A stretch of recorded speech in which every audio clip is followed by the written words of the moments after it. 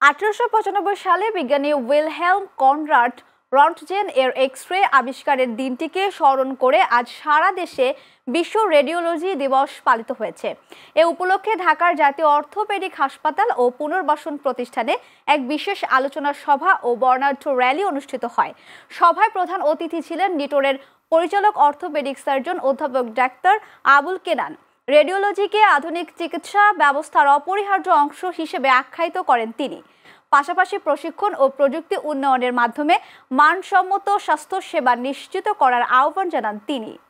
সেই এক্স-রে আবিষ্কার যে করেছিলেন রঞ্জেন, সেই রঞ্জেনের নাম অনুযায়ী এক্স-রে না রঞ্জেন রে বলা হয়। এর মাধ্যমে এই রেডিওগ্রাফি পর্যায়ে পৃথিবীতে এই বিজ্ঞানের আধুনিক জামানা বা চিকিৎসার এক দিগন্ত খুলে দিয়েছে।